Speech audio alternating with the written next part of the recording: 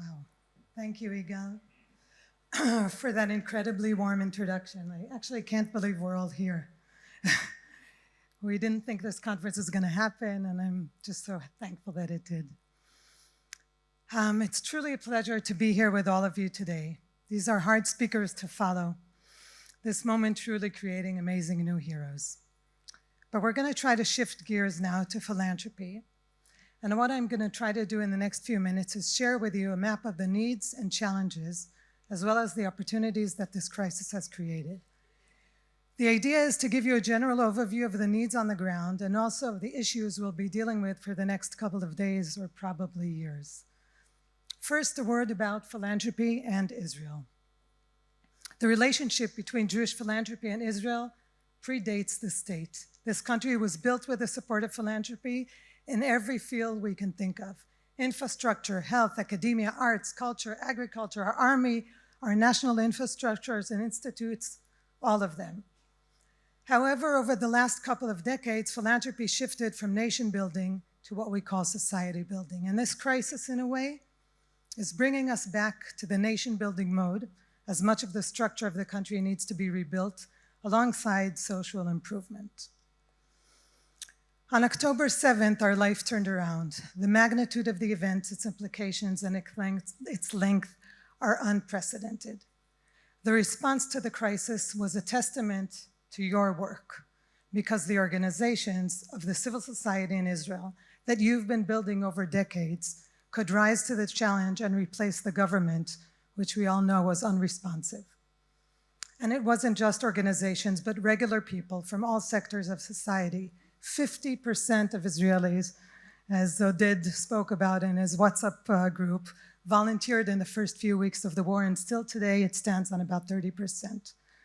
What we call philanthropists' first wave, the immediate response, gradually declined towards the end of 23 and is now in transition towards longer term and more strategic thinking while waiting to see what the government is planning to do.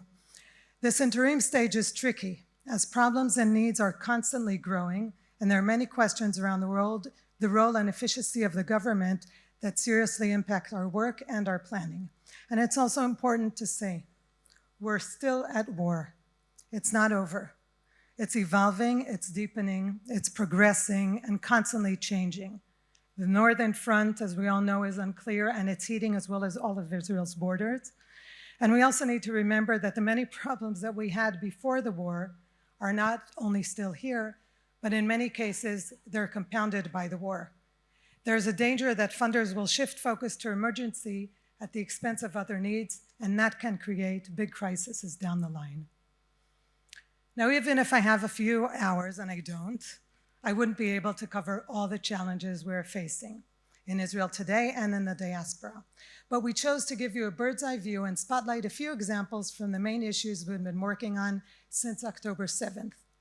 We think these issues will become the main areas of our focus in the field for the intermediate as well as the medium and long-term future. As we go over these issues and areas, we need to remember that these are wicked problems. There is no silver bullet. There are many challenges and issues to focus on, and each one can be looked at through the immediate angle as well as the medium and long-term ones. Maybe one of the biggest issues we face today, which is constantly changing and the numbers keep changing, it's very hard to get accurate data, but to share a bit, over the war, 250,000 Israelis were displaced and left their homes. 164,000 were ordered to leave their home or recommended to do so, and the rest left on their own, feeling that they cannot stay where they live. Critical for us to understand that there are big differences between the North and the South situations. Over the past 2 weeks, we've seen a growing change from 60,000 evacuees in the North. At the end of February, there's now a movement back to some of the residents as the schools opened early March, and the government is offering financial grants for those who return by April 1st. For example, in Sderot, 50% of the population already returned home.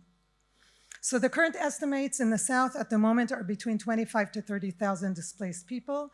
Most of them are moving out of hotels slowly into intermediate solutions. The government, as I think many of you know, established a formal body in charge of the rehabilitation of the South called the Tkuma Directorate, with a 19 billion shekel budget to be spent over the next 5 years, and a work plan that was built in only 100 days, expected to be approved in the government any day now. For us as Philanthropy, it's important to understand that Tkuma, as a very strategic goal, is actively seeking a model to work with philanthropy for leverage and better coordination of efforts. In the coming weeks, we at JFN will offer an in-depth session over Zoom to share in detail their program and gain a better understanding of the potential collaboration, so stay tuned. Also in the audience is Deputy Director General of Strategic Partnerships in Tkuma, Sigal Yaniv, sitting over there. And those of you who want to learn more can reach out after this session. For those of us focused on the South, keep in mind the following. There is an acute lack of trust of the citizens in the South with the government and to some degree also with the municipalities. And there are very big differences between the communities. Some are stronger and some are falling apart. And we should differentiate between the community's immediate needs in the short term, such as mental health, employment and formal education and community building, and the day after, longer term investments on the regional level, looking ahead and creating solutions. In the North, however, there is absolute uncertainty about the future, coupled with immediate security danger and no clear forecasts for any solutions or a plan to return. Recently, the government notified the North and displaced that their stay is extended till July, at least. And we should also note that the worst in the North might still be ahead of us. So if we talk in numbers, there are nearly 60,000 displaced individuals in the north of Israel. 35% of them are still in hotels, and to understand that in hotels the situation is becoming unbearable, surfacing a lot of issues and challenges and different threatening behaviors. And 7% of the evacuees in the north are from the Arab population, which is also not everyone knows that.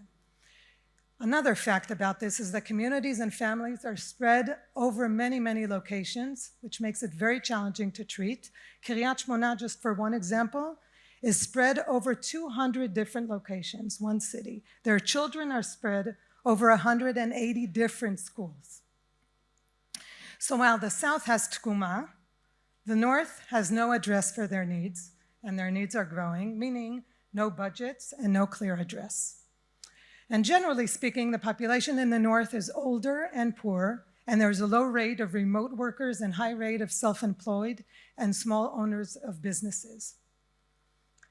One of the biggest fears in the North is the loss of the strong and young population who can afford to move out, and the fear is that at the end, they might not return. So points for you to consider regarding the North are both supporting the immediate needs of these challenged communities, but also investing in human capital and anchors for the future of the region. And also we should keep in mind that if the North escalates in the coming weeks or months, we will very likely see immediate emergency relief needs surface in the North and possibly nationwide. And in both the North and the South, much of our ability to rebuild and recover depends on the power and resilience of these affected communities, and this should be on our agenda. The first 3 months of the war have cost the national economy approximately 217 billion shekels. This is almost $60 billion. And this includes military budget, of course, repairing damage to civilian property, high costs of the healthcare system, both mental and physically injured, compensating and assisting displaced Israelis, and more. All of these expenses are estimated to result in tax rises and budget cuts in other areas, followed by the decrease in the standards of living. The budget cuts in the social ministries, such as education and welfare, will directly and most significantly affect the weak and vulnerable populations, and these will increase existing social and economical gaps between the center and the periphery. The war has also shown the vulnerabilities of Israel's economy, for example, agriculture and even the high-tech sectors. So for us, again, creative solutions alongside basic infrastructure will be needed in these fields as well. Now, this one's a biggie, and we've all been touching this recently. There is an enormous interest right now in mental health. It's a huge issue, and I'll mention just a few items for you to see the magnitude of this. Over decades, and thanks to many of the funders in this room, Israel has built world-class professional expertise on trauma. And the good news is, now the country is aware of the issue and sees it as a national priority. But the system now is under serious stress. Israel has faced numerous challenges over the years, but the violence of the October 7th attack and the length of this war is unprecedented, and so is the number of affected, the dead and the wounded, Nova survivors, soldiers, displaced communities, citizens, caretakers, and virtually every home is experiencing trauma in different degrees. Just recently, a new study on PTSD predictions in Israeli population shows that 520,000 Israelis are at threat or risk to develop PTSD directly associated from the October 7th attack. It's 500,000 people. As great as Israel is in trauma, we do not yet have the structure nor the human power to deal with this mental health tsunami. For philanthropists, the questions are, how can we help expand this field dramatically to meet the need? And physical health is a big issue too. We don't have a lot of time, so I'll browse through it quickly, but just to mention, our healthcare system is already suffering systemic problems, budget cuts, and growing gaps between public and private healthcare, and we're also having additional heavy pressure since October 7th. Long-term care rehabilitation is going to be a major challenge, and just an astonishing fact, the anticipation is that by the end of 2024, we will have new additional 20,000 soldiers with disabilities and long-lasting injuries added to the already number that we have of 64,000 individuals from the beginning of the country until today. So in 1 year, we're going to grow from 64,000 anticipated to 84,000. This is a figure that comes with so many implications to society and its economy, implications that we as philanthropy will meet and should be prepared of. We have lack of rehab beds and the need to fortify medical facilities. All these are also on the agenda. The war brought more pressure and added new populations to our already challenged welfare system. We have the people directly affected, like, for example, widows, many new hundreds of widows and orphans that joined these communities. But the biggest issue, again, is the weak populations that became weaker and social gaps that grew. Gender issues, for example, became more acute, violence and poverty more pronounced. And just to give you one example, family violence against children increased since October by 37%. And as in all areas, leadership and human capital are huge issues. In the welfare system alone, we have 750 unfilled positions of specified social workers. This moment could also be an opportunity for examination and rebuilding of the social welfare system to ensure better services to the populations with different and diverse needs. We spoke a lot about the hostages, and they were mentioned before in the previous speakers, so I don't even need to go into this in detail, but just to mention that 253 civilians and soldiers were kidnapped on October 7th. 123 were either released or rescued. And it's been today over 163 days that 134 people are still held in captivity. Of those, 19 women and 2 children. Until this issue is resolved, and it will continue to be an open wound in all of our hearts. And even when after they return, hopefully very quickly, we're talking about thousands of people directly and indirectly affected that will continue to need support. The problems from pre-October 7th maybe took a vacation, but did not go away and are now resurfacing. To mention a quick few examples, political and civil polarization, which harms Israel's ability to defend itself. Given the upheaval in Israel's social fabric and constitutional structures, we must reevaluate the status quo of the Israeli operating system as we look to rebuild trust that citizens of the state have for each other and the institutions serving them.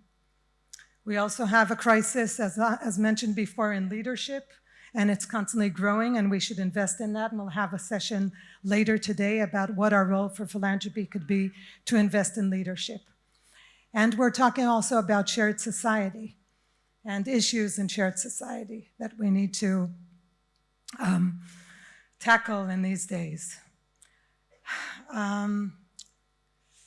So what have we learned, and what do we need to be able to move forward? Philanthropy must look at the need and also at the opportunities we have in this field. As we mentioned, until October 6th, shared society usually meant equal opportunities, partnership, a shared space, and a seat at the table. The first stage of the war saw unprecedented unity among different sectors, but also has shaken people's belief in those pillars of society. How are hate and intergroup tensions, budget costs, and the wartime atmosphere changing the equation between Jewish and Arabs, and how is the war affecting the relation with the Haredi society? What are the opportunities amongst these challenges?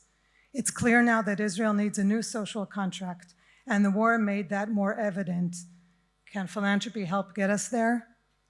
I won't go into detail about education. We have a very interesting session devoted to that later today, but just know that it's an issue that needs to strategically be tackled to ensure a future.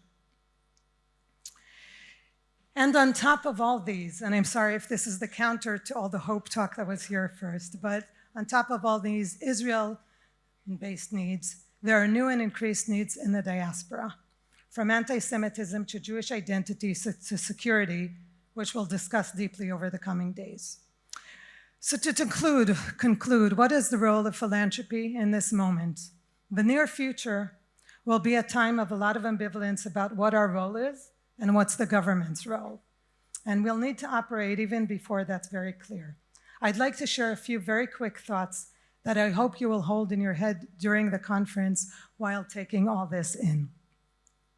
Keep focusing on your areas of mission, but also be open to new ideas and new needs. For nonprofits, general support, strengthening infrastructure, and capacity building are critical, so please trust your partners. Invest in human capital, invest in leadership. Collaborate with each other and explore collaborations with municipalities and also with the government. Be bold, think out of the box. New problems need new solutions. And please don't hurry to start new nonprofits. Think twice before doing that. As you know, we have about 39,000 nonprofits, so I think we have enough. And remember that the perfect is the enemy of the possible. And as Andres said yesterday, come to your work with a balance of humility and boldness. In sum, this moment in time challenging us to rebuild both a nation and its society. And over the course of the next 3 days, we will offer various workshops and study tours specially designed to meet the current moment and to provide deeper insights to each of these areas. Later today, we're offering a new model of sessions, our deep dive sessions, curated to allow for an intensive exploration of some of the areas of need that we mentioned now and more. A lot of thought has gone into the planning of these sessions, and your collective wisdom and experience that you will be able to bring into the room will enable a real working conference experience. In our afternoon plenary today, we will hear from Israel's First Lady, Michal Herzog, and from philanthropists who are leading the way in Israel's recovery, as well as voices of our future Jewish philanthropy. We like to say at every JFN conference and program that we hope you come away with 4 things: new knowledge, new tools, new connections, and inspiration. I hope in 2 days' time that you'll be able to look back and find that you have achieved all 4. I'd like to end with the wise words of a remarkable young man. My sister Shira's oldest son, Yiftach Yabetz, that was killed on October 7th while fighting to save Kibbutz Nachal Oz. Yiftach said, "Drachim kalot lo movilot lemekomot miyuchadim." Ordinary paths don't lead to special places. And I want to ask you, let's go look for extraordinary paths that will lead us to a better future.